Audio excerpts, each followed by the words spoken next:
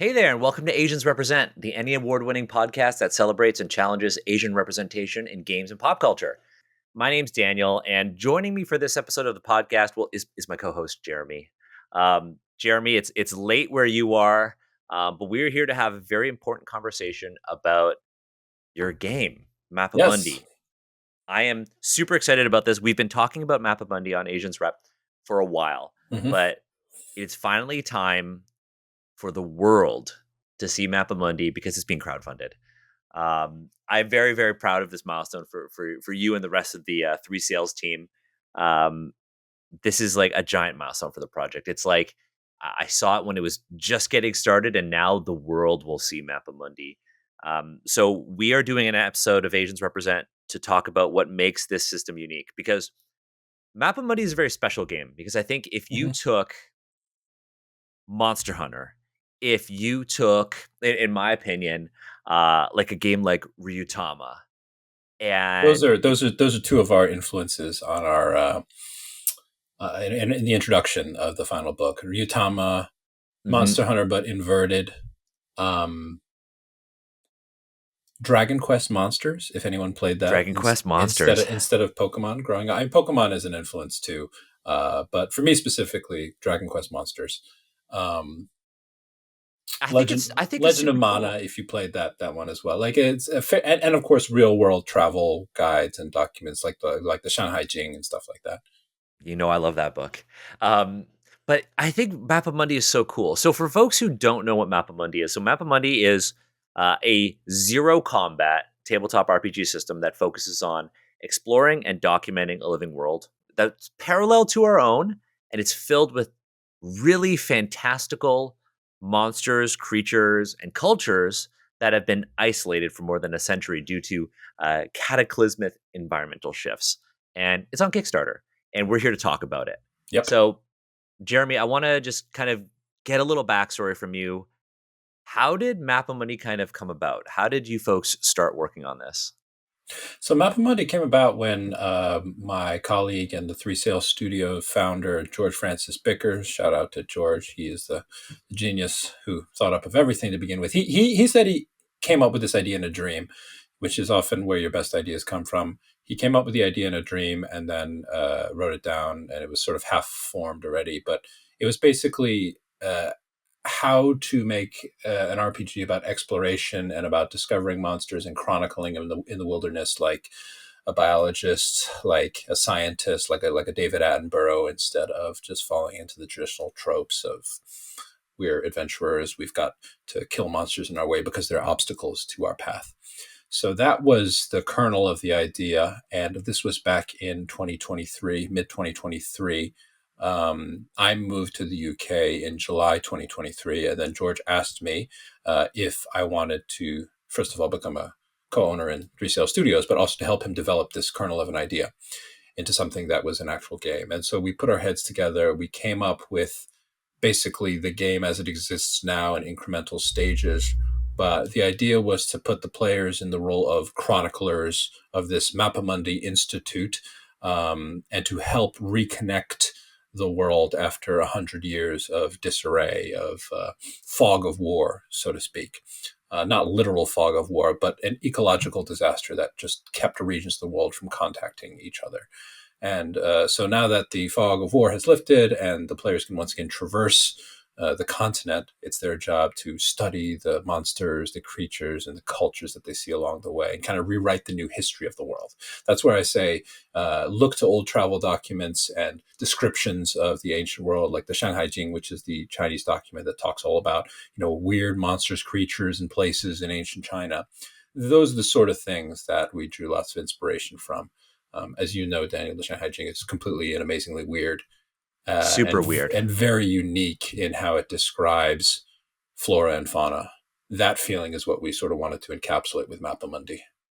Yeah, the one thing that I always got a very, very clear impression of with Mappa Mundi is it is a tabletop RPG that really puts the sense of wonder and curiosity that the characters and players have at the core of the entire experience. Yeah.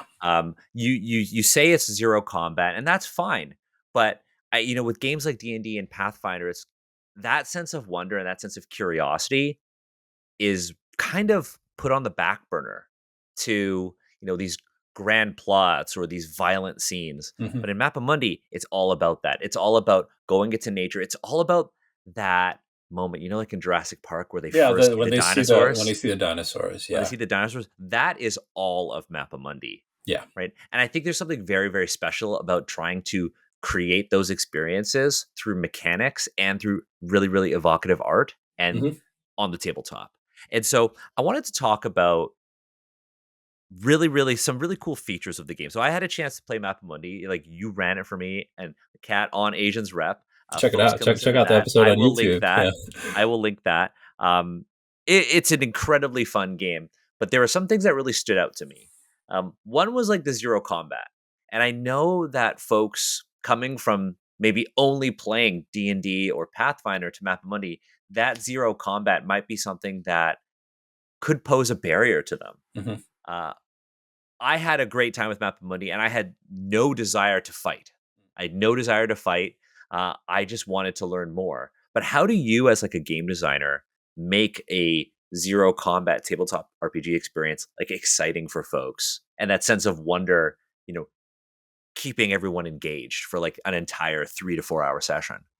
Yeah, so if you think about just the game design of D&D and similar role-playing games, the combat in those games is a way of generating dopamine for the players and for the GM as well. It's a way of presenting the players with a problem, the problem being a monster, and telling them, okay, solve this problem using the abilities on your character sheet. And once you win in battle, you have effectively solved the problem. There is a real thrill to that. I understand why people love combat. I like combat in games as well. Now, the interesting design challenge is how do you remove the violence from that? How do you generate a similar consequence and reward system, a similar dopamine generating system that does not resort to drawing your sword? The motto of Mappa Mundi is do no harm. So, as a chronicler of the Mappa Mundi Institute, you have sworn an oath to not harm creatures and monsters in the wilderness. So, instead, we present creatures and monsters as these larger than life figures that have series of behaviors. And the behaviors are things that you have to reveal using clever usage of the abilities that you have on your character sheet. When you enter into our version of like a combat scenario with a monster, which we call the encounter phase of the game, your job is not to fight it with your abilities. Your job is to use its abilities to make those behaviors manifest.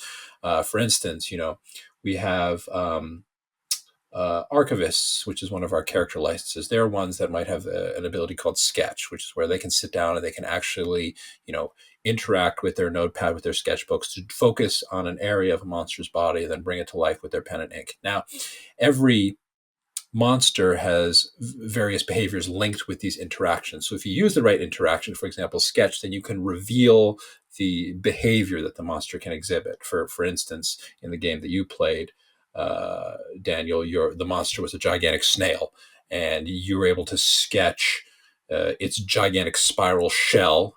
Because you used the sketch interaction, you succeeded on your roll. You still have to make a roll there, and you were able to draw the shell, and that actually revealed that parts of the shell were cracked, which led to some new clues to proceed with investigating the remainder of the snail's behaviors. What caused the cracks? You got a little bit closer, and you were able to do a step-by-step process to unlock all or almost all 8 behaviors that the snail had. So basically, we present monsters as a kind of puzzle for players to unlock, and the puzzle has various behaviors in it. And I think even though we're not encouraging players to attack a monster, there is still that sense of achievement, that dopamine that comes from using the right things and managing to reveal the complete stat block, as it were. I think, I mean, I've run Mappa Mundi so many times in person now. When I tell players, okay, this monster has 8 different behaviors. Very few people have managed to unlock all of them. Let's see how you do. People get excited because then it's that same kind of feedback, instantaneous feedback of like, okay, I roll a d20. Does my attack hit? Yes or no? Except we're doing it without violence. So that's sort of the system that we've created in a nutshell, and it works really well in gameplay and encourages people to think about monsters a little bit differently.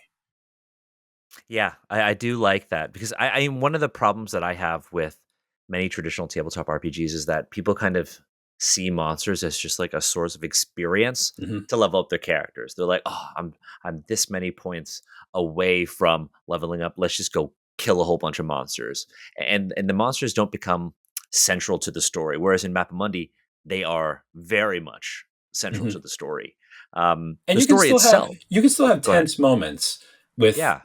without resorting to violence. Like just because the chroniclers in Mappa Mundi don't have swords and can't fight a monster doesn't mean that they're defenseless. We have a character license called a guardian, which is like the closest thing in our game to, I guess, a fighter or even like a paladin sort of class, except they're purely defensive instead of offensive. Their job is defending the other members of the party from potentially a hostile monster, because even if a monster is hostile, these people are chroniclers, they still want to study it and observe its behaviors, but that doesn't mean they need to stand there and let themselves get trampled. So Mhm. then you have a sort of encounter that's very unique in that, okay, you and your chronicling friends need to pay attention to terrain. You need to maybe take cover in a certain spot as the monster, rampages forth. You need to dodge it. You need to perhaps observe how it interacts with the environment. The Guardian has an ability that does let them set non-lethal traps for a monster to potentially immobilize it, or to potentially move it to a different part of the environment. So I want to make it clear for anyone who's listening and is like, well, how can you engage with an aggressive monster without, combat? It's not meant to just have your chroniclers be steamrolled. It's meant to force them into engaging with these beasts in a way that's different. That's not the whole, okay, they're just experience points sort of thing. Which Mhm. actually, if you think about it, that's how, biologists interact with animals in the real world. They don't go around killing a whole bunch of tigers for experience points. It's true. It's true. Even if, those tigers are vicious. Yeah, 100%. I think I think what's most interesting about it is that you've described this really different experience on the tabletop for a lot of folks. For a lot of folks, you've basically said, "Hey, the GM is presenting you with a narrative surrounding this giant monster, and you are trying to uncover details about it." Right. But this might be actually different from the typical GM experience because you haven't talked about role playing as NPCs. You haven't Mm-hmm. talked about these different plot hooks and quests and stuff like that. So a question that I actually had for you, and you kind of worked your way towards it, is like, what is the GM experience like for a game that is all about documenting monsters? Because I The think a lot GM, of people might not yeah. understand how the game would play. Is it just, well, I take a look at a picture of a monster and then I kind of help the players and guide them towards a full picture of it? What's the GM experience like? Yeah, so we've got a very detailed world in Mappamundi, which is based off of the real world continent of Eurasia. But it's got 10 different regions, from one based off of France, which is the one that you played in, Daniel, to one based off Mhm. of China. Each region uh, was one of those places affected by the flux, which is what we call the cataclysmic weather event that separated the regions from each other. Each region has its own unique monsters, its own unique governments, its own unique NPCs, its own unique problems. Each region has some branch of the Mappamundi Institute, whether it's like a large established branch or something just like really small and informal that was created by people before the flux cut off all communication. Um, as a GM, your job is to guide folks through these various sections of the world. You can start wherever you want and start with those NPCs and start with those situations, just like you would craft a game of D&D, except the chroniclers are not adventurers. They are folks that might be talking with local townsfolk, might be talking with local politicians, might hear about a monster in the region that needs to be studied, or maybe even a monster in the region that is considered a problem. But is it actually a problem? Well, maybe it's a problem to some folks, maybe it's a problem to the government, but nobody knows for sure until you, the chroniclers, go out and actually investigate it and write it in your new history of the world. So I think the process of the GM here is presenting a world that is not really a blank slate, but has a lot of storytelling potential to the players, and using those monsters to unfold that storytelling potential. Because a big part of our game once again, is rewriting the history of the world. And the monsters are a vehicle to tell you, for example, how that giant snail that you encountered, Daniel, in your adventure, how does that Hmm. affect the environment? What do the locals feel about it? Is it a threat? Is it almost like a mascot for the local village? And in your game, it turned out to be a non-lethal friend of the forest. It could Hmm. have turned out differently depending on how the dice rolls occurred in the game. That beginning adventure that you played, Root and Branch, has two different options, two different endings where, you can decide that the gigantic snail is friend. You can decide that it's a little bit more perhaps malicious. And so the entire process of Mappa Mundi is presenting you with this world that can be sketched out by the players, just like how, a Mappa Mundi chronicler is putting in sketches in their notebook.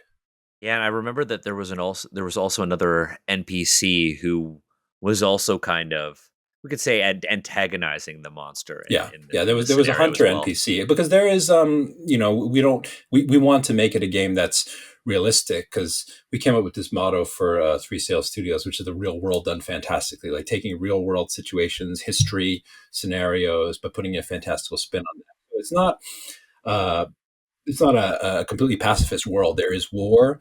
There are hunters. There are people out there that will abuse and mistreat monsters. But how you choose to interact with those folks is up to the players. Yeah, I absolutely love that. Um, And it's a very easy experience to GM because I don't have to roll any dice. It's I don't make any dice rolls for anyone listening. Our dice system is we basically have low rolls in that you roll a d6 and the value might be a 3 or above to succeed on something. Like you don't have to worry about modifiers. You don't have to roll about rolling like tons of d20s or stuff like that. George hates d20s, so we're probably unlikely to ever make a game that uses them. Um, it's a pretty narrative focused game. Um, there definitely are rules, but I would be comfortable calling it a rules light storytelling experience that still has meat to its bones, I think. yeah, I mean, in the press kit that George sent me, it says core rules in 6 pages. Yep, Uh, that was a thing that we really tried to do for the final version of the book. I'm looking at the current layout now, and the core rules are indeed on 6 pages. which is honestly really impressive because that means that the rest of the book is devoted to, of course, the different licenses, which are the game's versions of classes, Classes, but yeah. also just like all of the incredible creatures in the world.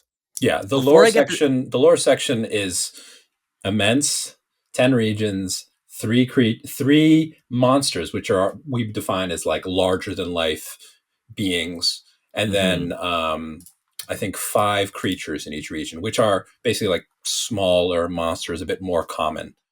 So Yeah, that's a pretty big bestiary there. And then we also have something called the cardiary, because Mappa Mundi also makes use of cards to facilitate yes. travel and exploration. So we have a deck of cards that will come shipped with the final game. These were influenced by the idea of tarot cards. Each card has an environment on it, everything from like a salt marsh to a forest to a margrave forest to a to salt flats to a mountain. And the cardiary section of the book lists out potential obstacles, world building opportunities, things you might encounter when you come upon these environments as you're revealing the cards during the exploration phase of the game. And what I love about that is that the cards are actually reversible because you can kind of flip them based on the Hmm. results of the rolls. Yeah, I Uh, mean, I have them here. Uh, each card has radial symmetry. So this is like the Margrave yeah. Forest card, and it can be read rightwise or upside down. If the card is presented rightwise, it means the chroniclers have done their research and have learned everything there is to learn about the Margrave Forest and will have a speedy and relatively easier time traversing it. If I present it inversely, you can see that the Margrave Forest looks dark and foreboding. So it means that there's still stuff that the chroniclers might have missed, or maybe they didn't talk with enough NPCs or go to the local library to study the flora and fauna in the forest. So there's going to be more skill checks, more challenges, more dangers there. The goal here was to make exploration interesting in a TTRPG because so many TTRPGs, exploration is just you roll a die, you get from point A to point B, unless you're doing like a hex crawl or a point crawl or something and really focusing on like survival mechanics. Um, then you don't really see exploration in a lot of games. And even with a hex crawl, that's only one side of exploration. You're often not really delving into the wonder of exploring a place, the things that you might see in a beautiful vista or a mountaintop. And we wanted to represent both sides of the exploration equation. Yeah, I was about to say because like in a lot of, like old school games, exploration, that sort of thing is really meant to determine like, okay, what kind of encounters happen? Yeah. Are you good with your supplies? Not what new and fantastical thing do you discover in the world? Or how do we set up the encounter with this incredible monster? You mentioned phases. So obviously, exploration is a big part of this game. But how do you kind of structure that mechanically? How do the phases of Mappa Mundi work? Yes, there's three phases to the game. There's the research phase, the journey phase, and the encounter phase. Research phase is similar to a traditional TTRPG. The chroniclers are researching their mission, or they're just in a town talking with NPCs, learning about their destination. Their For instance, with the Margrave Forest, they might be talking to folks in a local village about the pathways through the Margrave Forest, or the way the trees look, or what creatures lurk in the Margrave Forest. They're doing their research on an environment that they later want to go to, potentially because there's a monster there that they want to investigate or some problem they need to solve. Once they've done that, then we proceed to the journey phase. So the journey phase is when the cards come into play. The cards are assembled by the GM, or the narrator, as we call it, during the research phase. So for every decision, every skill check that the players make during the research phase, the narrator picks cards representing the sorts of environments that they might travel through in that journey phase, and then inverts them or places them rightwise in the deck based off of what the chroniclers do. So the chroniclers are basically deciding what their journey is going to be like, and there is some back and forth with what the narrator has in mind and what the chroniclers actually do. So the journey phase is when the deck is revealed and the players actually get some instantaneous feedback, because we encourage transparency during the game. We encourage narrators to be like, okay, this card is this way because you guys did this thing, or you missed this particular clue, or so on and so forth. And then you traverse through the various environments that the deck has revealed. You deal with the challenges contained within those cards, and then finally you end up in the encounter phase, which is when you meet the monster that you've been searching for, your target. And that's where we go into the kind of unlock the behaviors mechanics that I previously outlined for you. You can also have mini encounters along the way in the journey phase. These are our random encounters that you might have in a game like D&D, Mm. where you might encounter creatures that aren't necessarily as big as the monsters that we have outlined in each region. But yeah, we have three core phases of the game, and they don't always have to happen in that order: research, journey, encounter. Currently, I'm working on writing some adventures for a PDF called Chronicles of the Wild that we're releasing alongside the Kickstarter. And one of the adventures in there begins with the journey phase instead of the research phase. So you can Oh, mix and interesting. match things. If a journey phase begins first, then obviously, the way the cards are determined might be a little bit more random. The chroniclers might not have a chance to prepare. They won't have prep time to necessarily get all of their gear in order, all of their knowledge in order before they take on the trials that await them. Yeah, because sometimes you just happen to be out in the woods and you stumble upon Bigfoot, something like that. Yeah, I think it's worth noting that while you have these sort of three distinct phases, within each one you can have a lot of different scenes. Because I Yeah, there's a remember lot. There's a lot of different when we scenes in each played one. during that sort of research phase, we were at the little village. We were Mhm. talking to all of the different people. We were in the woods. Um, it it's not as strict and prohibitive as you might think for Yeah, folks who it's who not don't play strict and games that don't have it's phases. not strict and prohibitive. It's meant to set up a story structure that then leads into the mechanics. But you can mix and match. You can have multiple research phases or journey phases, and that's how a campaign would be structured. Mhm. And you can switch between phases depending on the whims of the players and what actually happens in the game. I think for beginning narrators for our game, probably sticking to that research journey encounter structure is the easiest thing to do. But then once you get more experience and more advanced, you can switch back and forth. And it'll be as easy as switching between, combat and NPC interactions in a game like D&D, which is supposed to have similar things. Like the pillars of D&D are supposed to be what, like NPC interactions, Combat, exploration, and exploration. combat, dungeon crawling and stuff like that. You switch back and forth all the time, except, half of the time in exploration in D&D, you don't really get a chance to You're not explore that actually much. exploring. You're not Yeah, actually you're not exploring actually exploring. because the game isn't built about it. That's not the objective, right? Yeah. Hmm. Like the success is, you accomplish your goal with the quest. You Hmm. save X person, you kill this monster, right? You get vengeance on whatever, right? But what does success look like in Mappa Mundi? It's like how do you wrap up a session? Success in Mappa Mundi looks like filling out a detailed report in your chronicle about this monster, this majestic or horrifying being in the wilderness that you've spent your time tracking. Um, Imagine if you're a biologist in the real world, what does success look like? Well, success looks like filing a complete report about whatever thing that you're studying or observing it in the field and getting lots of data. That is what Mappa Mundi success looks like as well. Now, it could also mean, you know, maybe you're dealing with an antagonistic monster that is actually hurting people. The encounter phase in an adventure like that would probably be both observing the behaviors of the monster with um, the aim of seeing what it's capable of, but perhaps like rescuing townsfolk that might, be in its lair or whatnot. You're still not supposed to harm the monster because, you've sworn an oath to do no harm, but that doesn't mean you have to let people suffer in its clutches.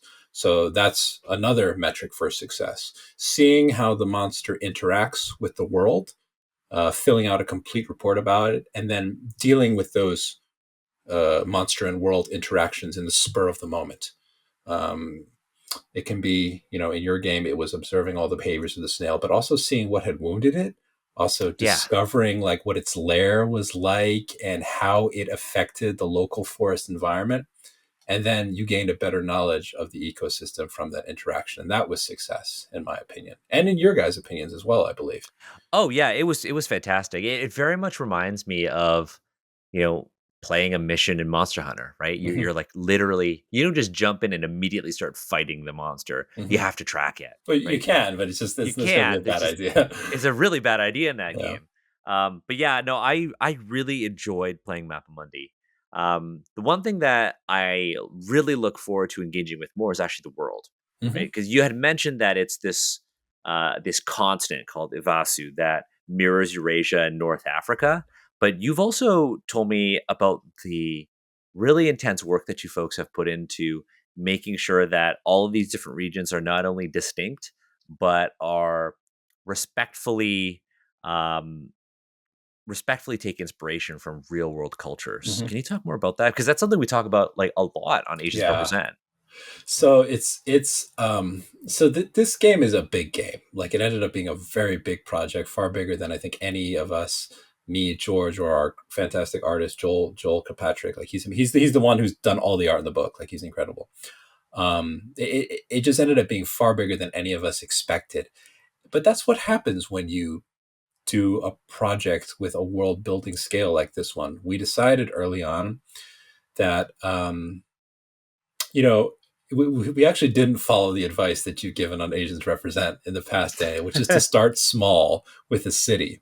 Maybe we should have done that, but George is a guy with incredible big ideas, and he has a way of enlisting other people to help him with these ideas. And so we ended up starting on quite a macro level, actually, where we looked at our continent of Ivasu, which is the name we decided upon, split it down into 10 regions representing Western Europe, North Africa, the tip of North Africa. We have an in-story reason on why our variant of North Africa is sort of associated with Europe, as it is in unfortunately the real world as well for colonialism and stuff like that.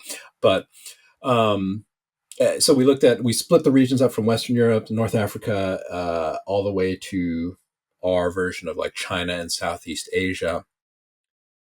And then we decided that we needed to come up with monsters for each region by researching that real world mythology. And then we need to write out a history for each region, come up with relationships between the regions, and do an intense amount of world building. So, yes, it was a lot of work. And I think it was a very it was a very educational task, I think, because I learned so much about the cultures and places that we wrote upon. But it was also a very hard one.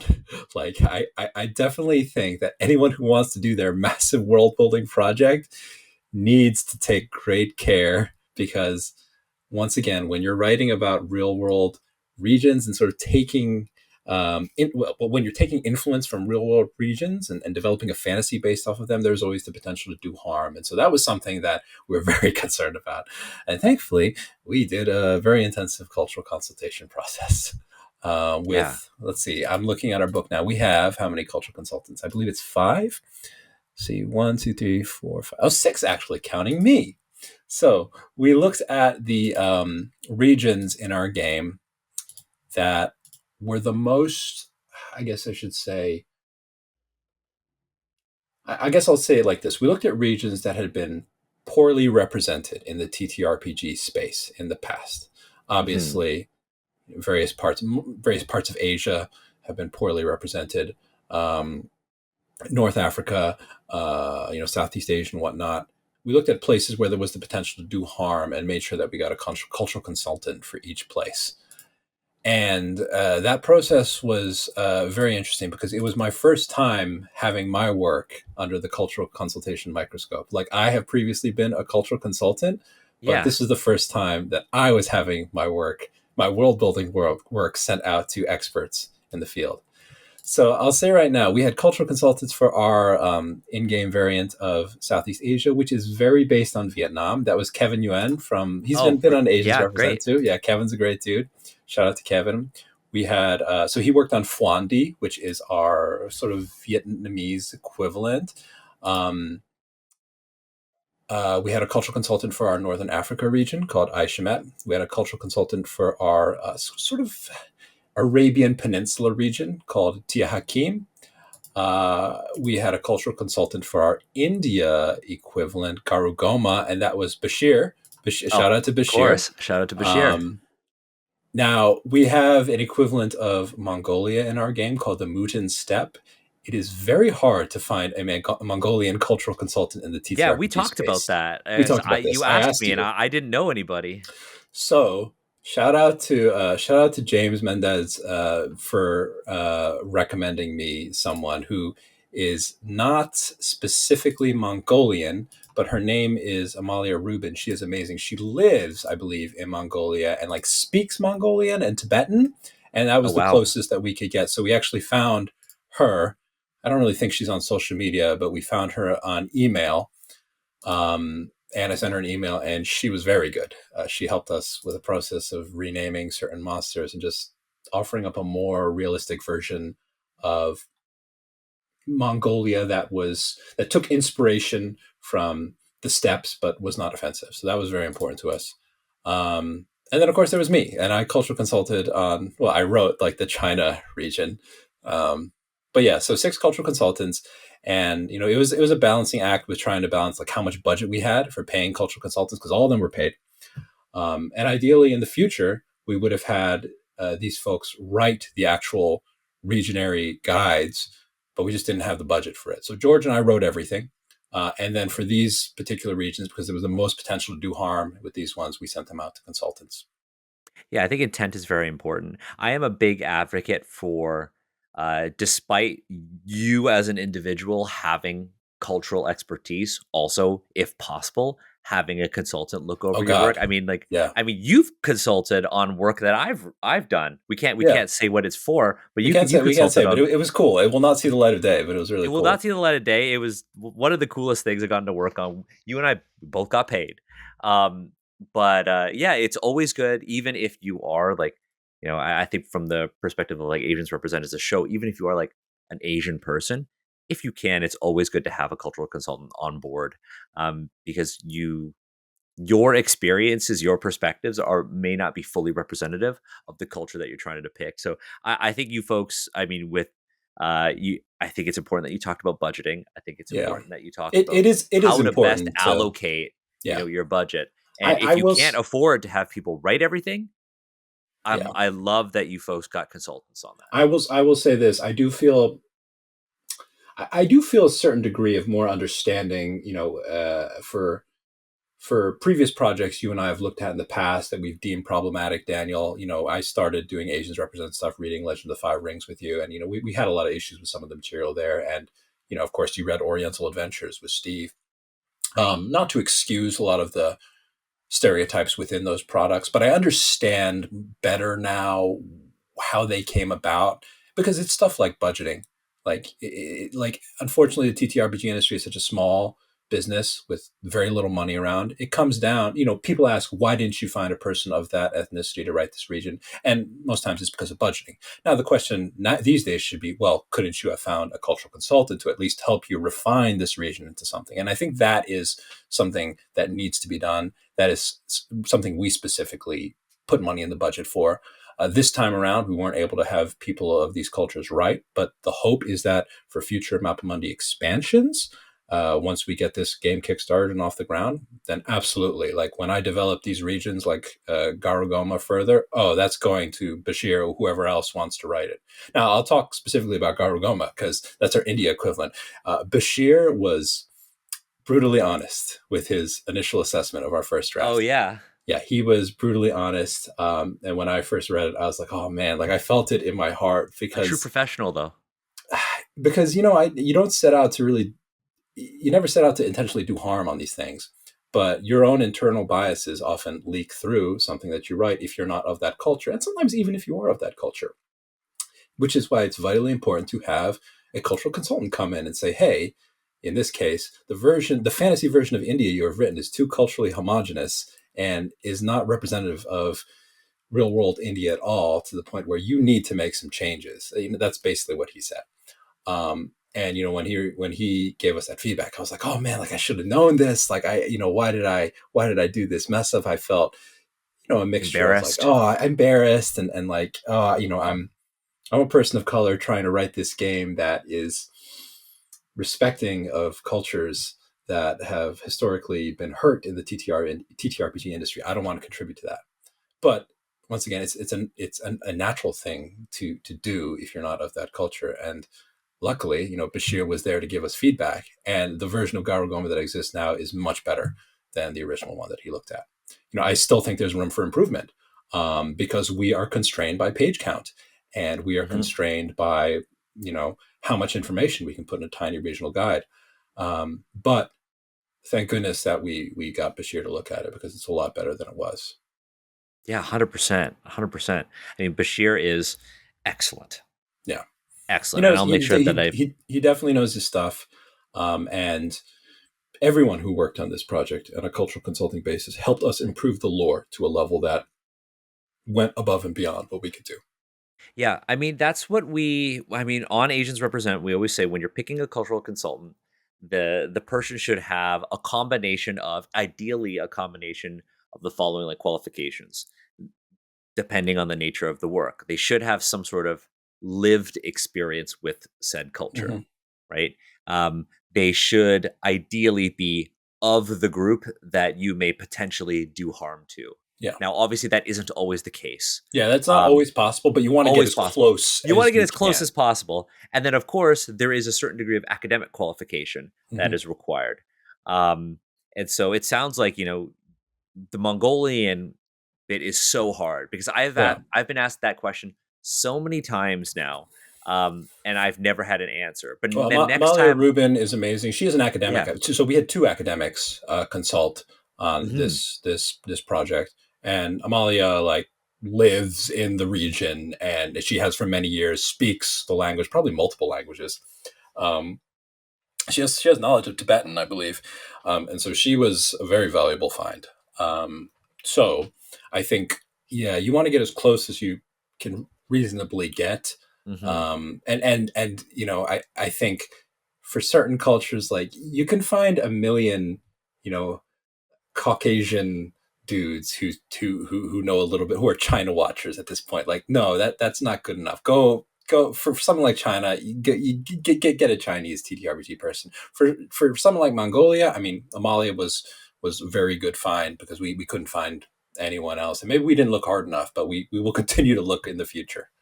intent is important, and Yeah. and you approach this with the most positive of intent. Hmm. Um, but yeah, I am truly excited for Map Money. I can't wait to see it just like absolutely blow up.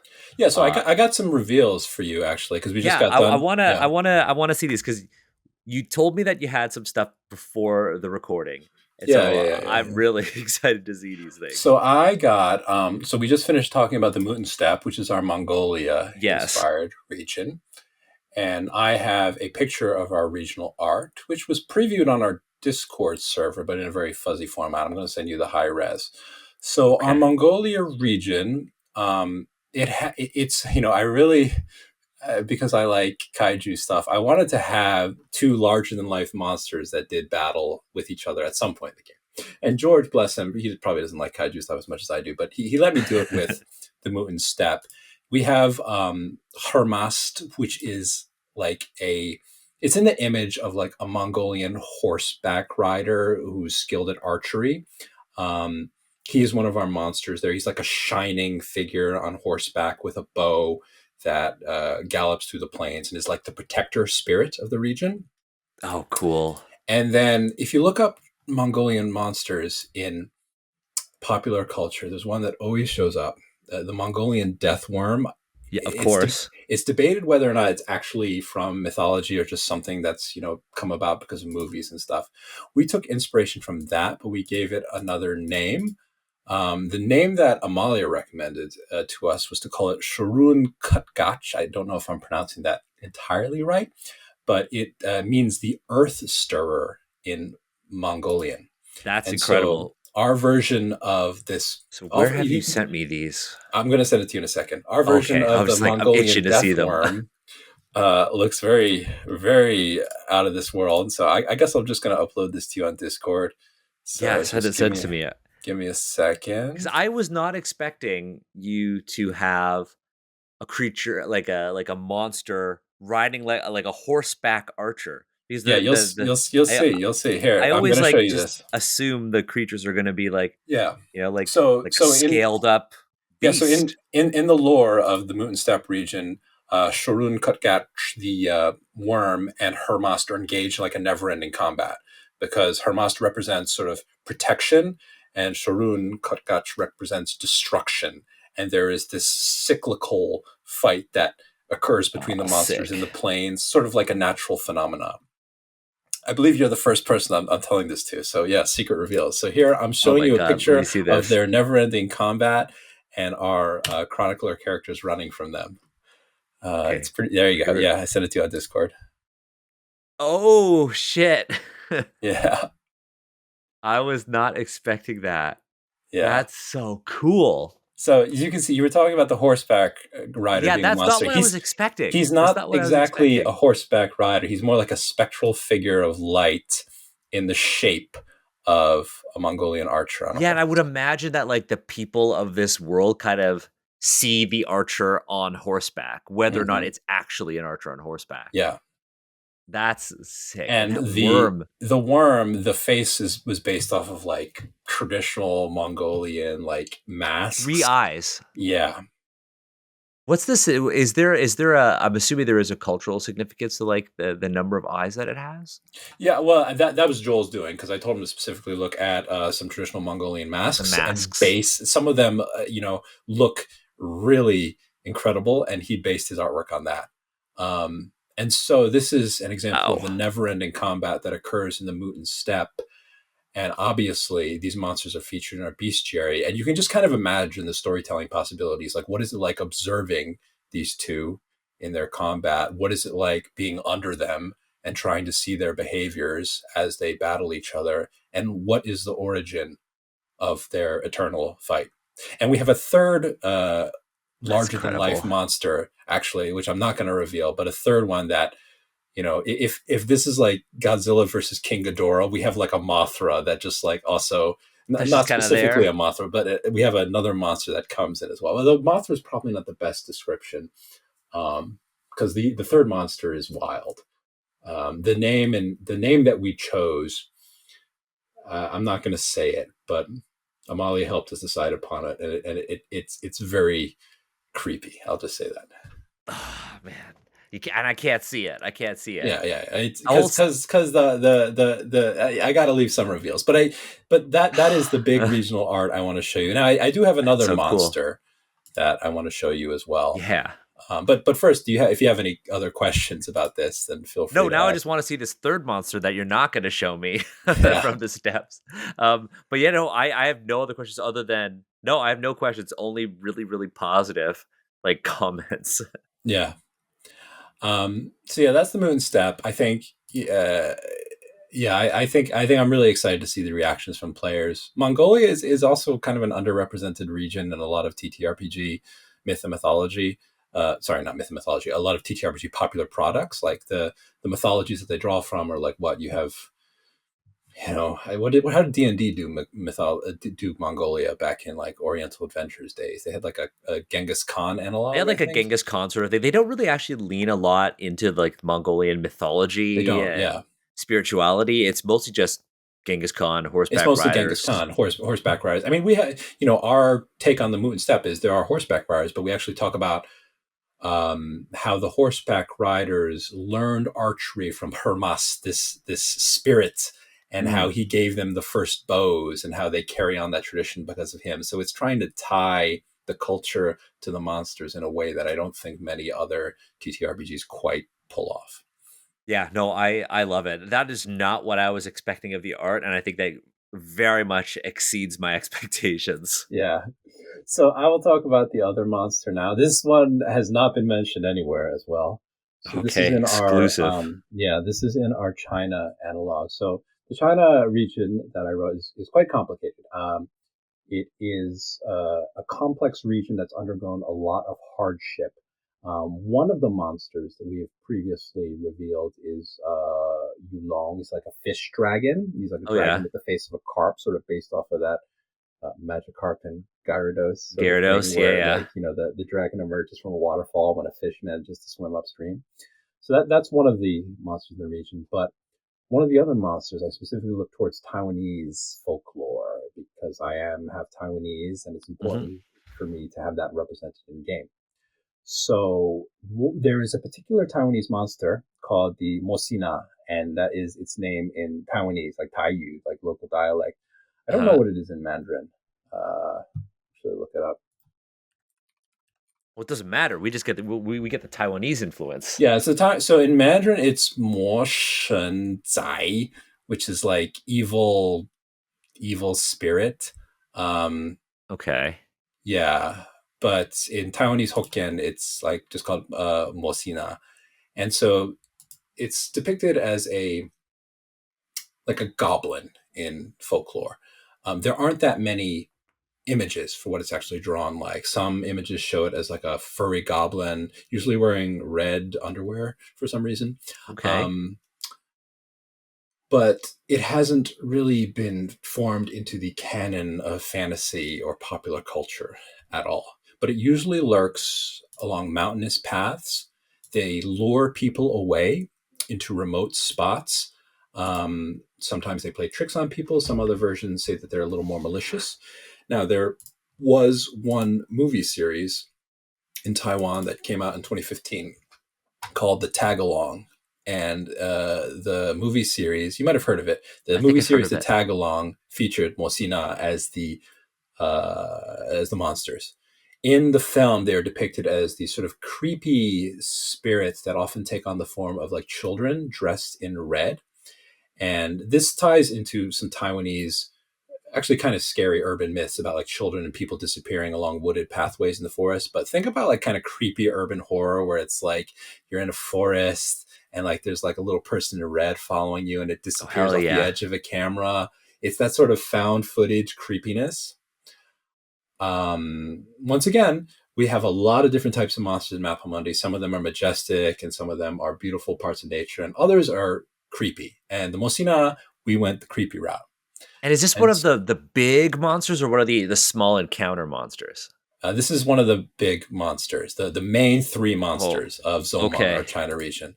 So I'm going to show you the artwork for the Mosina, which has not been shown anywhere. And I'll just get your reaction. This is, I think, the first time Okay. that a Western TTRPG product has featured this very Taiwanese monster. Love it. Oh So my here we god, go. I I am must see dropping it in this. Discord, and you'll get to see it for yourself. Okay, here we go. Incoming. I'm waiting. Oh, I hate the okay, here it comes.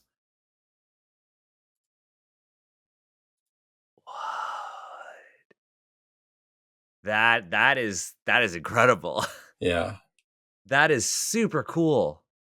yeah, Is it its head kind of looks like a rose. kind of. So the design that we came down upon was that I wanted to lean into the shape changing aspects, the body snatching aspects, the aspects of like a person dressed in red. Yeah. So without giving too much away, our version of the Mosina takes on the form of often children or elderly people that live in the villages by the mountains in Zomong. And then now this is a group of people specifically based off of like Taiwanese indigenous people. We call them the Kosoa in Okay. in lore. So if you look at the child here, he's wearing outerwear inspired by indigenous Taiwanese garments. Yeah. Now his shadow is coming to life, and that is like the true form of the Mosina monster, the That's shapeshifter. wild. And shout out to Joel because he made this look far better than I imagined. Like I imagined sort of a generic kind of like creepy little kid, like Asian horror, and then like the shadow is just like this blob behind It's like him an or her. amorphous, Yeah, dark, but he yeah, went a shade. totally superior way, I think. And I'm very excited for people to see this because once again, it's a Taiwanese folklore monster that has really only been featured in this film series and in some places online, but does not have any public presence at all per se in the consciousness of people that play TTRPGs. And I want What people to think about monsters from regions like Taiwan more. what I think is really cool about this is that I feel like this is part of the natural world, which I Mm-hmm. think is super important to Mappa Mundi. It's why I didn't anticipate you folks having a creature that is a literal horseback archer, but in the art, it makes total sense that that would be a part of the world. And so Mm-hmm. I think this is like an incredible artistic decision because it roots everything Yeah. in this natural, fantastical world. Yeah, all of our monsters are rooted in the world, even though they might take on the form of, like the horseback archer thing. That reminds me of like a Final Fantasy summon. That reminds me of like Odin Oh, in Final 100%. Fantasy. And in the Final Fantasy games, even though I love seeing Odin, he's not exactly a part of the natural world of many Final Fantasy games, except for maybe Final Fantasy 16, I think, where they explain like his role as what do they call him, like an eidolon or something like that in I'm that not game. as big into Final Fantasy. Yeah, you're not as big into Final Fantasy, but you know Odin, right? The Of guy course. riding on the horse in Final Yeah. Fantasy summons. Yeah, so our goal was to take these figures and to root them firmly in the world, and I think we've done that for every single monster we have. It's a very cohesive worldview that you folks have in the art. I absolutely love it, and thank you for sharing these two sort of exclusives with me. Yes, Um, I there's I'm more super coming in. It's I we're finalizing the art as we're recording this. We're finalizing the last bits and pieces, and the designs are coming in. Are every single one of them has been above and beyond what the brief is, because Joel is very talented, and he has a way of approaching things from an angle that I think is fresh and different. And I don't know how he does it. Like he's probably one of the best secret weapon TTRPG illustrators that I know of right now. yeah, like absolutely stunning pieces, though I absolutely love them. Um, but we're running out of time, and I know you and we could just go on for hours about these monsters. Yes, And we could. I want to do another. I want to do another episode. I feel like we could do one on just like monster creation. We could do We it. could. And so there We is probably advice. should. Yeah, there is advice in the game on how to create your own monster. For everyone that wants to homebrew things. We do have an actual play coming out where folks will be creating their own monster. And we have a member of our Discord server wrote an incredible homebrew adventure called Deep Melody, which takes place in one of the Chinese cities in Zomong. And it is something that I might potentially run for Asians Represent at some point in the Done. future. Like I'm currently in the process of planning out and writing the adventures for our Chronicles of the Wild PDF. Um, when I'm done the China themed one, I want to run it for you, but I could also run Deep Melody. They're very cohesive and then could potentially connect. So I'm ready to bring you and Kat back to the I'm field down. I'm whenever totally you want down. to. I do want to ask on the note of like homebrewing and stuff. How are you folks supporting that from like fans? Yeah, so we got a community license that's being worked on so that folks can publish their own stuff. Um, we're going to have more details on that in the actual Kickstarter. George is writing it up now, but we want to support fans. We want people to write adventures, to share monsters, to do as much as they can or want to, because this is a game that encourages doodling in the margins, as you've seen when you played it. It's a Hmm. game that encourages drawing maps, sketching out a monster. Um, just filling in the world in whatever way you see fit. And I think for us, a big part of that is, okay, we built the bones of this world, but we want to give it to to everyone else to help flesh out and to enjoy in whatever manner they like.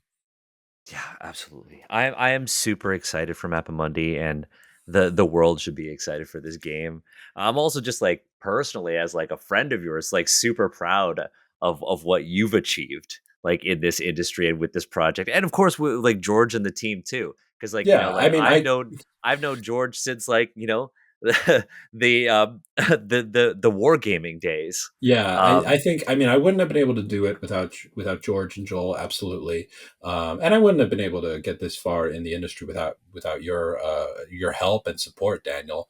I mean, I think that I'm immeasurably grateful to all of you guys, and I think, yeah, I'm very glad that Mapamundi is the first TTRPG product that I've helped birth from the ground up.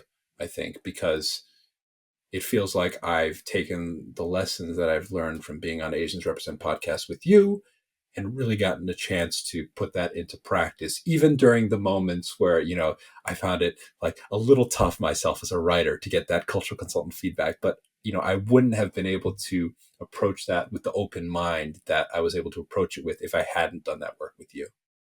oh, that I mean that's very generous of you to say. I mean, it's I very feel true. like It's very true. Like, I absolutely would not have been able to write the stuff, to write and research and take feedback and design, if it hadn't been for Asians Represent. And of course, all the credit to George and all the credit to Joel, because I think, we are just three people and we've done a lot in the span of just about a year and a half, actually. mhm. And it's been a tremendous amount of work. Um, and I'm glad I found the right collaborators to do it with, because I have a million ideas, but I have trouble getting those ideas off the ground. And George is definitely the kind of guy to get an idea off the George ground. George gets ideas off the ground, but I think he also needs someone to bounce ideas off with, and I Mhm. form that role for him. And then we both need someone that can draw, because as good as the writing is, people are drawn to Mappamundi because of the art. We have no illusions about that. Like, and so Joel is a fantastic artist, and so the three of us work really well together. I have this analogy in my head where like George, where like the three of us are wizards and George is like in the tower pondering the orb, like in that meme, Yeah, yeah. the wizard pondering the orb, and I'm like the person that maintains the tower and like make and occasionally ponders the orb myself, but I like clean the tower and make sure that it's still standing and that we have like a sound foundation. And Joel is like the eldritch entity in the basement, like with tentacles that are like Powering everything. yeah, that is like the solar power behind everything. Yeah, So I think yeah, it's finding good collaborators is also very important, I I think. think graphic design and art are so important to bringing people into like to get them into the door, Hmm. right? I mean, you folks like within a year and a half with just a very small team, you folks did a lot of things that um I think you made a lot of the right moves. Like you folks invested in great art, great partners, but also the way in which you folks approach cons. Oh yeah, Actually going to like UK Games Expo and having a booth and demoing. I think those are really important steps that I am sure will pay off when it yeah. comes The to expos that we went crowdfund. to this past year, I mean, we didn't have any product to sell. We were just trying to spread the word. We were giving away the pre-release copy of the game for free and just showing off the art. And I think that actually spoke to a lot of people because they were like, "Wow, you're like not charging for this pre-release, which is a complete game. Actually, you can It play a is. million versions of Map Mundi with that." And then during the cons, I started running games like right then and there at our booth, like for anyone that wanted to play. I was like, "Yeah, we can put you in a game now. And they're like, oh, right now? And I was like, yeah, I'll GM for you here. So it was, it was a lot of work, but I think it paid off. Yeah, I definitely think so, and I think it takes a lot of courage to do that. So yeah, I am going to put all the links to Three Sale Studios, your own personal links, and all of that stuff um, in the descriptions on YouTube, on our podcast feed, so folks can see that. We will be talking a lot about Mappa Mundi on Asians Rep socials. You're taking over the socials while I'm in Japan. And I'm expecting a lot of Mappa Mundi stuff from our socials and Yeah, stuff like that. yeah, I'm gonna space it out. I don't want to be too ridiculous, but yeah, there will be some bits and pieces there. There Yeah. will be some bits and pieces, but I'm really excited about this. I'm really excited for you folks. I'm backing this day one, so I can't wait.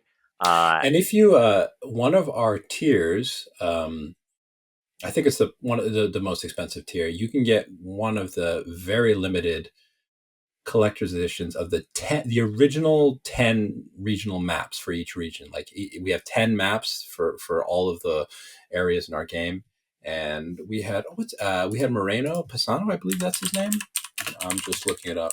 Yeah, Moreno Paisan. I don't know if I'm pronouncing his surname correctly, but he is an incredible Italian artist that does a lot of hand drawn um, oh, you're giving maps. you're literally having the original hand drawn maps be Yeah. So we deliverables. are giving off the original hand drawn maps as the highest not stretch goal, but the highest tier of support.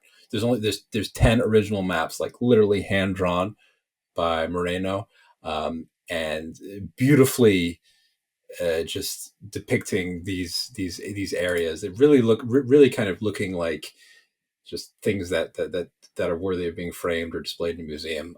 And so we're giving those away at the highest possible tier, and those are extremely limited. There's only 10. Like if people support us at that tier, you're getting something that not even George and I will have. So Wow. just shout out to anyone who loves maps and has money that they're willing to give us to help get this game out in stores. That's incredible. But yeah, I'm gonna put the socials, the links, all of that are gonna be in the description. If you're watching the video, it'll be there. Look up for YouTube Shorts. I'm gonna share some of this art that you've showed me Yeah, in yeah. our YouTube Shorts. So check those out. And of course, like thank you, Jeremy, for like staying up late and talking to me about Mappa Mundi. I am gonna hold you to running one of these adventures for us because No, it'll I be a want to play with pleasure. you again, and I want to play with Kat again. And I Yeah. think we got to get Drew Yeah, on a we got to game. get some more people on as well, and it's a pleasure. I'm very excited to share this with the world. I'm very excited for the Kickstarter to be out there and to have more people into our game and to continue building our presence. Because we still are a very small indie company. This is our first project. It's a big, ambitious project. I'm hoping it does well. Fingers crossed. But yeah, we appreciate all the support and thank you for having me on here as well to talk about this. Yeah, no, at any time. I mean, this show is also your show. It's your platform. It's how we all kind of boost our own uh, contributions to like the industry. So that said, speaking of support, we should also thank our patrons. Thank you to the patrons at patreon.com/AZNS represent. You folks help keep the lights on Asians Represent. You help keep us um, trying to push the boundaries with what we can do and the conversations that we can have. You help us really uplift a lot of Asian creators. We wouldn't literally be able to do this if it wasn't for you. Like there are so many people who got their start in the industry because of the Asians Represent podcast. And that's not just because of like Agatha and I. That's because of the support, our patrons have given us over the years to make sure that we still continue to stay true to the mission of Asians Represent.